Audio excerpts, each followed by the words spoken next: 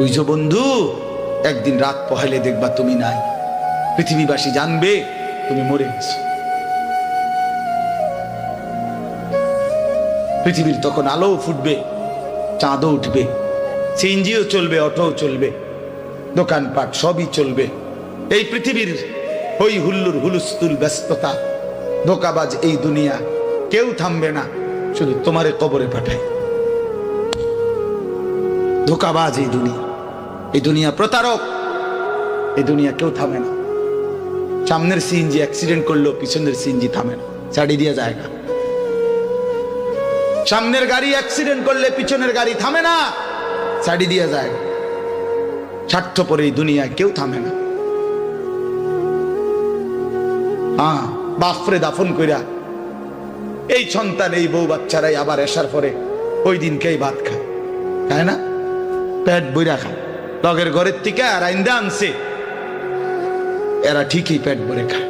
তো ওরা না কাঁদলো বিকালে, ওরা না দুপুরে কাঁদলো, কোন ভাত খায় খা। স্বার্থপর, কেউ থামে না দুনিয়া, আলো বাতাস সব চলে, তুমি বন্ধু থাকবে। আল্লাহাকুমুত তাকাসুর হাত্তা যুরতুমুল মাকাবির।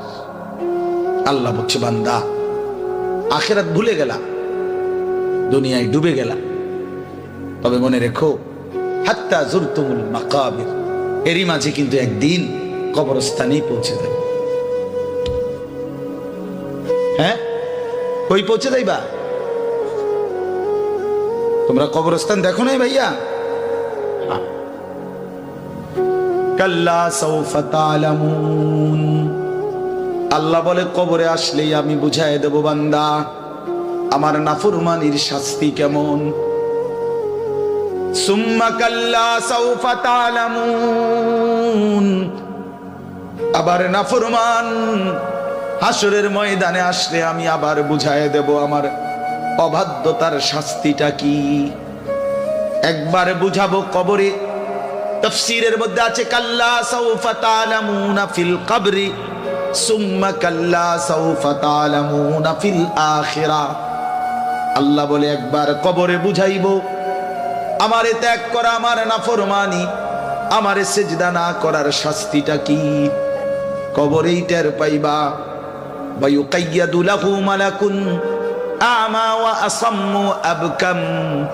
নবী বলেন, নাফরমানের কবরে এমন একজন ফেরেশতা পাঠানো হবে, যেই ফেরেশতা অন্ধ, বোবা, বধির, চোখেও দেখে না, কানেও শোনে না, জবানেও কথা বলতে পারে না। ফায়ুদরাবু লাহু বিমিতরাকাতিন মিন হাদিদ গরবাতান বাইনা উদুনাইহি।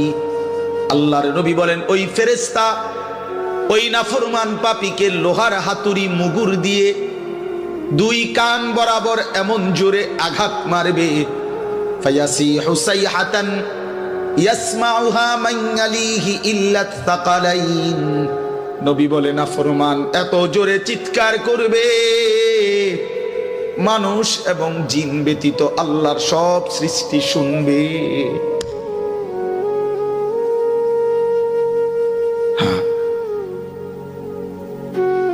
বহু কবরস্থানে এমনও হয়, গরু ছাগল রশি ছিঁড়ে লাইতে চায়, জানেন এটা? ওরা শুনে, ওরা শুনে কবরের আযাবের আওয়াজ, এজন্য রশি ছিঁড়া ফেলতে চায়। প্রিয় বন্ধু, কষ্ট পাইবা, এই অনিবার্য বাস্তবতা কবর ইমানদার হিসাবে অস্বীকার করার কোনো জো নাই। পাশ কাটাইবার কোন সুযোগ, এই দল কিংবা এই দল, আমি কিংবা তুমি, কেহই অনিবার্য এই সত্য, চিরন্তন এই বাস্তবতা, নিদারুণ এই সত্য, কবর, আখিরাত, মৃত্যু, এটাকে পাশ কাটাবার সুযোগ নাই, নাই। অতএব আমি অনেক নওজোয়ান, তোমরা মাশাআল্লাহ এই ভালোবাসা কি দিয়া মূল্যায়ন করে, এই মহব্বত আল্লাহর জন্য। তাইলে যেহেতু তোমরা পছন্দ করে ভালোবেসে আল্লাহর জন্যই আসছো, আল্লাহর কথা শুনবার জন্যই আসছো। আমি অনুরোধ করি তোমরা আরেকটু আগাও। যেহেতু আল্লাহকেই ভালোবাসো, আল্লাহর কথাই শুনতে চাইছো, আল্লাহর জন্যই বসছো ভাইয়া, দাঁড়াইছো, তো আর একটু হিম্মত করে সেজদা দিয়া দাও, মালিকের সেজদা দাও, ঠকবা না। আল্লাহরে সেজদা দিয়ে কেউ ঠকে না, আল্লাহর গোলামি করে কেউ ঠকে না। প্রিয় ভাই নষ্ট হইও না, প্রিয় সন্তান আমার নষ্ট হইও না, প্রিয় যুবক আমার নষ্ট হইও না। মুসলমানের কিশোর তরুণ নওজোয়ান, আগামীর ইসলামের পতাকা তুমি হাতে নিও, আগামীর কালেমার পতাকা তোমার হাতে। সারা পৃথিবীতে ইমানদারের বিজয় হবে, হচ্ছে। সারা পৃথিবীতে মজলুমের বিজয় হচ্ছে, জালেমের পতন হচ্ছে। কোথাও সারা পৃথিবীতেই জালেম থরথর করে কাঁপতেছে। হ্যাঁ, সারা পৃথিবীর বাস্তবতা, শুধু বাংলাদেশ আর সিরিয়া না। দুই জালেম তো চলে গেছে, বাকি জালেমরাও বেডিং পত্র গুছায় ফেলছে। 5ই আগস্টের জালেম ভাগছে, 8ই ডিসেম্বরে সিরিয়ার বাশার আল আসাদ নামে আরেক জালেম ভাগছে। বাকি জালেমরাও গাট্টি মুস্কা গুইলা লাইছে, ওরাও ভাগবে। ইসরায়েলের ওই বেঈমান কুত্তা নেতানিয়াহু অয় পালাইবে, অয় পালা। বার্মার বেঈমান ওরাও পালাবে, ইন্ডিয়ার বেঈমানও পালাবে। কোন সন্দেহ, বিজয় ইমানদারের হবে ইনশাআল্লাহ, ইনশাআল্লাহ, ইনশাআল্লাহ। কালেমার বিজয় হবে। আমি না থাকলে সমস্যা নাই, আমি শহীদ হয়ে গেলে কোনো অসুবিধা নাই, আমার মতো হাজার লাখ শহীদ হলে কোনো অসুবিধা নাই, কিন্তু বিজয় ইমানদারেরই হবে। কোন ষড়যন্ত্র বাংলাদেশে বাস্তবায়ন হবে না।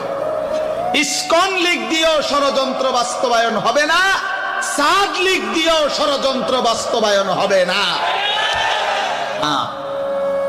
এই ভণ্ড মুখোশধারী ছদ্মবেশী এক মুনাফিক সাদ নামের এক ব্যক্তিকে দিয়ে সারা পৃথিবীর ইমানদার মুসলমানকে বরবাদ করার জন্য নতুন ষড়যন্ত্রের খেলা চলছে।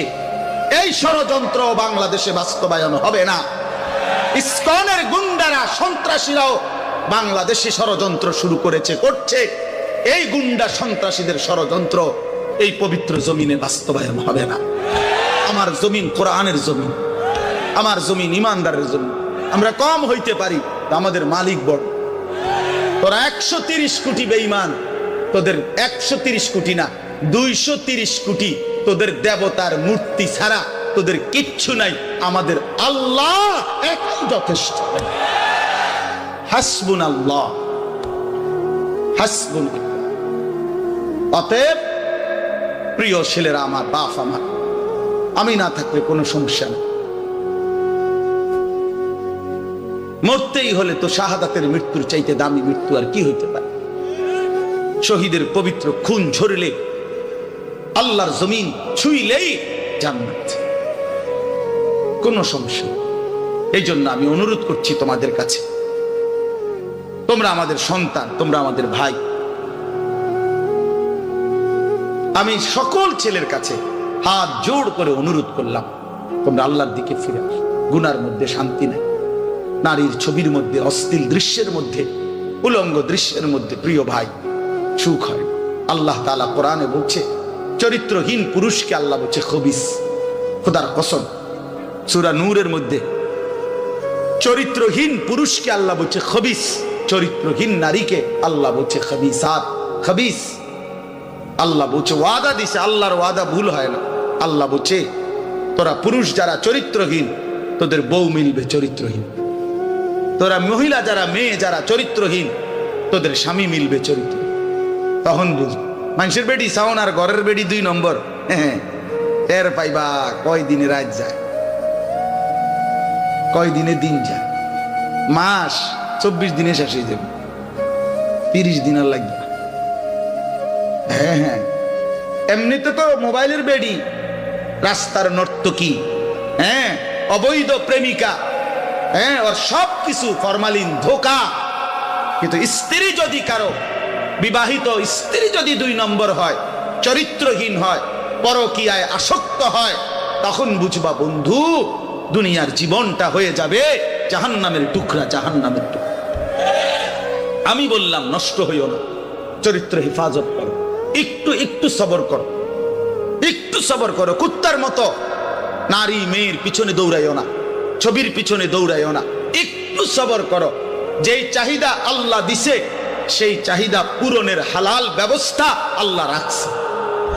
তৃষ্ণা আল্লাহ দিছেন, পানি আল্লাহ দিছেন, ক্ষুধা আল্লাহ দিছেন, খাবার আল্লাহ দিছেন। লজ্জাস্থানের চাহিদা আল্লাহই দিয়েছেন, হালাল স্ত্রী আল্লাহই সৃষ্টি করেছেন। অতএব অপেক্ষা করো, একটু সবর করো। এক পবিত্র স্ত্রী মিলে যাবে, এক হালাল স্ত্রী মিলে যাবে। ছেলে সবর করো বাপ, সবর। যে ক্লাস 8-এ পড়ে তুমি এবছরই এসএসসি দিয়ে লাও, কথা বলে না। এই 8-এর ছাত্র তুমি এবছরই এসএসসি পরীক্ষা দিয়ে ফেলো, হবে তো না? এসএসসির ছেলে তুমি এবারই ইন্টার দিয়ে ফেলো, ইন্টারের ছেলে এবারই অনার্স শেষ করো 4th ইয়ার, কেমনে হবে ভাইয়া? তো একটু কি সবর করতে হবে না? 4টা বছর কি অনার্সের জন্য পার করতে হবে না? তো একটু সবর করো। আল্লাহ তো কোরআনে ওয়াদা দিছে, আমি প্রত্যেক পুরুষের দেহের অংশ থেকে আমি আল্লাহ তার স্ত্রী, ওয়ামিন আয়াতিহি আন খালাকা লাকুম মিন আনফুসিকুম আজওয়াজান। আল্লাহ বলেন পুরুষের দেহের অংশ থেকে, পাঁজরের হাড্ডি থেকে আমি আল্লাহ তার স্ত্রীকে সৃষ্টি করে ফেলেছি। খালাকা মানে মাজির সিগা, অতীতকাল সৃষ্টি করা হয়েছে। আল্লাহ বলেন সেই বিবি যখন মিলে যাবে, লিতাসকুনু ইলাইহা, তুমি একদম প্রশান্ত সুকুন, চির শান্তি প্রশান্তি মিলেই যাবে। এই জন্য আমি অনুরোধ করছি, অনেক বয়স্ক বাবারা আছেন আপনাদের সামনে, এর চাইতে খোলামেলা আর বলা সম্ভব না আমার নওজোয়ান ছেলেদেরকে, নইলে আলাদা পাইলে আরো কইত।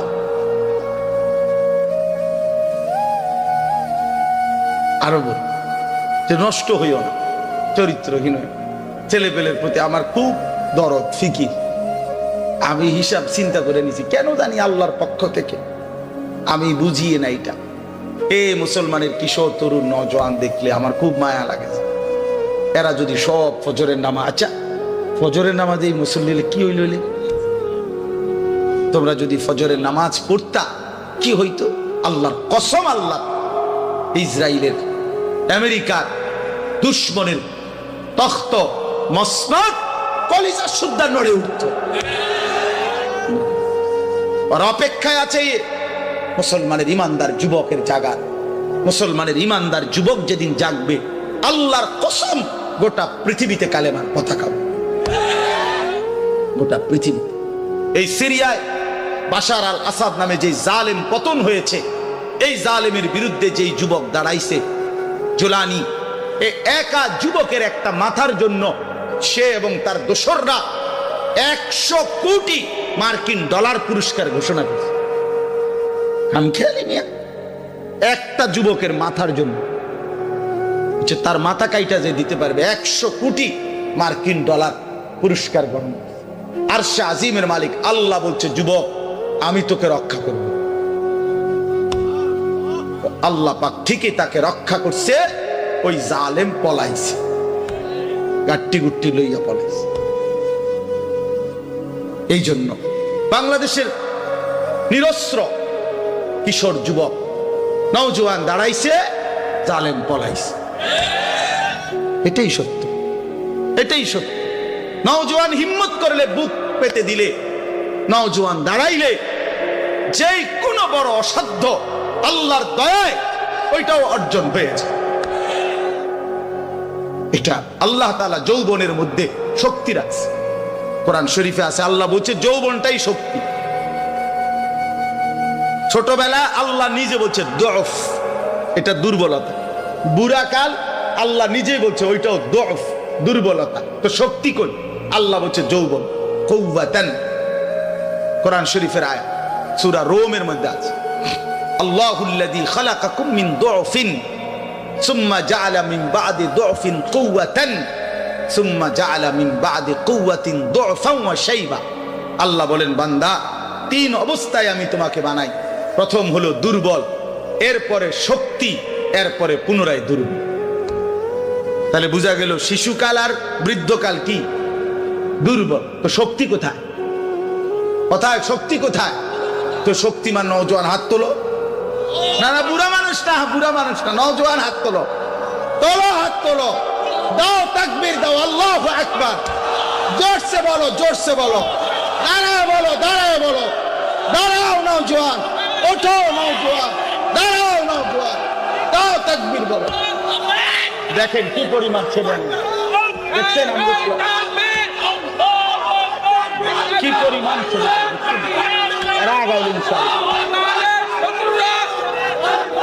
বসো বসো, দাঁড় করাই দিলাম আল্লাহর জন্য। কার জন্য? আমার কাছে কিতাব আছে, আমি নিজে পড়ছি, আল্লাহর কসম, হাদিসে কুদসি আল্লাহ বলে, ইয়াবনা আদম, শুনতেছো ভাইয়া? ইয়াবনা আদম কুম ইলাইয়া আমশি ইলাইকা। আল্লাহ বলে, বান্দা তুমি আমার জন্য দাঁড়াও, আমি তোমার জন্য হাঁটবো। আমশি ইলাইয়া উহারবিলু ইলাইকা। এরপরে আল্লাহ বলে, বান্দা তুমি আমার জন্য হাঁটতে শুরু করো, আমি আল্লাহ রহমত নিয়ে দৌড়তে শুরু করো। এই জন্য কুম ইলাইয়া, আল্লাহ আমার জন্য দাঁড়াও, আমশি ইলাইকা, আমি তোমার জন্য হাঁটবো, আমি হাঁটবো। তুমি একটু আসো, আমি তার চাইতে বেশি আসবো। তুমি আসবা 1 বিঘত, আমি মাওলা আসবো 1 হাত। তুমি আসবা 1 হাত, আমি আসবো 2 হাত। তুমি আসবা হাঁটতে হাঁটতে, আমি আসবো দৌড়তে দৌড়তে। আতাইতুকা হারওয়ালা, তুমি আসো বান্দা। রাতে আসলে রাতে মাফ, দিনে আসলে দিনে মাফ। ইন আতাইতানি লাইলান আতাইতুকা লাইলা। আল্লাহ বলে, বান্দা রাত গভীরে গুনাহ নিয়া মাফ চাইতে আমার কাছে আইসো, আতাইতুকা লাইলান, মাগফিরাত নিয়ে আমি তোমার কাছে রাতেই আসবো। ওয়া ইন আতাইতানি নাহারান আতাইতুকা নাহারান। তুমি আমার কাছে গুনাহ নিয়া যদি দিনে আসো, আমি মাগফিরাত নিয়ে দিনেই আসবো। তুমি আসবে যখন, আমি আসবো তখন। তুমি যদি আসমান ছোঁয়া গুনাহ নিয়া আমি আল্লাহর দিকে ফিরো, তওবা করো, গুনাহ ছেড়ে দাও, আর করবা না, ওয়াদা দাও, নতুন করে আমল শুরু করে দাও, আমার কাছে মাফ চাও। আল্লাহ বলেন, বান্দা আমি ওয়াদা দিলাম, লাউ বালাগাত যুনুবুকা আনানাস সামা সুম্মা ইস্তাগফারতানি গফারতু লাকা ওয়ালা উবালি। আসমান পর্যন্ত যদি গুনাহ পৌঁছে যায়, এরপরও যদি সঠিক নিয়মে তওবা করো, তাহলে আমি ওয়াদা দিলাম, কোনো পরোয়া না করে আমি আল্লাহ মাফ করে দেব। এই জন্য প্রিয় ভাই আমার, বন্ধু আমার, সাথী আমার, আমরা আল্লাহর দিকে ফিরবো ইনশাআল্লাহ। 5 ওয়াক্ত নামাজ পড়বো ইনশাআল্লাহ। ফজরের নামাজ পড়ো, ফজরের নামাজ, ফজরের সেজদা দাও, দেখবা কপাল খুলে যাবে। মান সাল্লাল ফজরা ফাহুয়া ফি জিম্মাতিল্লাহ। নবী বলছেন যে ফজরের নামাজ পড়লো, সে আল্লাহর জিম্মায় চলে গেল। আল্লাহ ডাক দিল, আনেস ফজরের নামাজ পড়লি, তোর সারা দিন আমি দেখো। ঘাবড়াইস না, আমি আছি, আমি আছি। আল্লাহ তাআলা আমাদেরকে তৌফিক দান করেন, আল্লাহ তাআলা আমাদেরকে কবুল করে নেন। আমি 6টা আয়াত পড়ছি, এখন শুধু আর তরজমা বলবো, তাইলে আমার কথা শেষ। 30 নম্বর পারা, 83 নম্বর সূরা। সূরাটার নাম হলো তাতফিফ, মুতাফফিফিন। এই সূরার প্রথম 6টি আয়াত আমি তেলাওয়াত করছি। আল্লাহ তাআলা বলেন, ওয়াইলুল লিল মুতাফফিফিন, যারা তাতফিফ করে তাদের জন্য দুর্ভোগ, লাঞ্ছনা, আযাব, জাহান্নাম। যারা তাতফিফ করে, ব্যাখ্যা বলতেছি পরে, আগে যেটা কইছি এটা শুনেন। যারা কি করে? তাতফিফ, তো আকার তা, ত তাত, ফ দীর্ঘিকার ফি, ফ, এই তাতফিফ। বুঝছেন নি শব্দটা? কথাটা বুঝছেন কিনা বলেন না? এখন ব্যাখ্যা বলতেছি। তো আল্লাহ বলেন, যারা তাতফিফ করে তাদেরকে বলে মুতাফফিফ, তাদের জন্য জাহান্নাম। এই শব্দটার দুইটা অর্থ। এক নাম্বার মূল অর্থ হইল ওজনে কম দাও। কি দেওয়া? ওয়াইলুল লিল মুতাফফিফিন।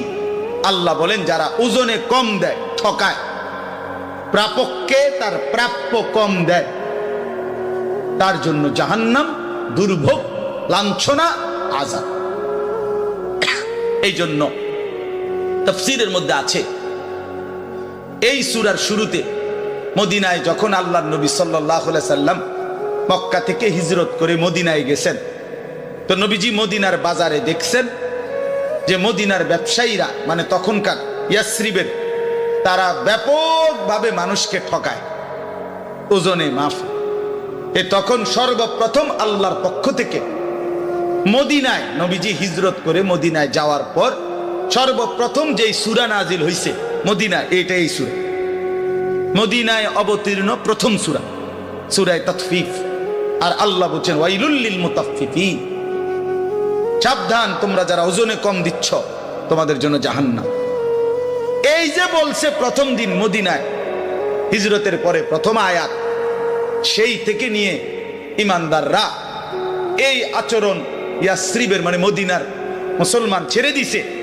এই মন্দ অভ্যাস আজকে 1450 বছর পরেও মদিনার ব্যবসায়ীদের ওজন 100 নিখুঁত, এখনো এই ঐতিহ্যটা, এখনো আমরা এইটা ঐতিহাসিকভাবে প্রমাণিত। এখন মদিনার ব্যবসায়ী একেবারে পাক্কা ঠকায় না, ঠকায় না। আল্লাহর নবী সাল্লাল্লাহু আলাইহি সাল্লাম হাদিসের মধ্যে আছে মদিনার সমস্ত কিছুর জন্য নবী দোয়া করছেন, এমনকি এই মদিনার দাড়ি পাল্লা বাটখারার লাগেও নবী দোয়া, আল্লাহুম্মা বারিক লানা ফি মুদ্দিনা ওয়া সাইনা ওয়া তামারিনা। আল্লাহ আমাদের মদিনার এই ফাল্লি বাটখারা এটির মধ্যে বরকত দিন, বুঝছেন না, এর মধ্যে বরকত চাইছে। অর্থাৎ এই জন্য মদিনার ওই আল্লাহর কথা মেনে নিছে, আর কখনো মানুষকে ঠকায় না। আমি নিজে দেখছি, সব সময় কতবার দেখছি মদিনার ব্যবসায়ী আপনার, আমি দেখছি একদিন এই আতর সহ কিতা কিতা কিনছে বেটা, তো দাম নিয়া মাইপা টাইপা দেওয়া ঠিক করার পরে দাম নিয়ে তর্ক, সাথে সাথেই এই লোক ক্রেতা ওই দোকানদারকে একটা শব্দ শুধু বলছে, মানে দাম নিয়ে যখন ফেস লাগছে, ওই বেটাও আরবি, এ বেটাও আরবি, তো এ বেটায় আরবি, এই বেটা হরে কইতেছে সাল্লি আলান নবী, নবীজির উপরে দুরূদ পড়ো। এ একার মনে যেন আগুনের মধ্যে পানি দিয়ে একে ঠান্ডা, একদম ঠান্ডা, হে সাথে সাথে বলছে আল্লাহুম্মা সাল্লি আলা মুহাম্মদ। এরপর আর কোনো কথা নাই যে ঠিক আছে, এ হের বলতেছে তুই যা বলছো তাই, খালাস, মাফি মুশকিল, কোনো সমস্যা। আল্লাহ তাআলার হুকুম তারা এভাবে মানছে। ওয়াইলুল লিল মুতাফফিফিন, আল্লাহ বলছে যারা ওজনে কম দেয় তাদের জন্য জাহান্নাম।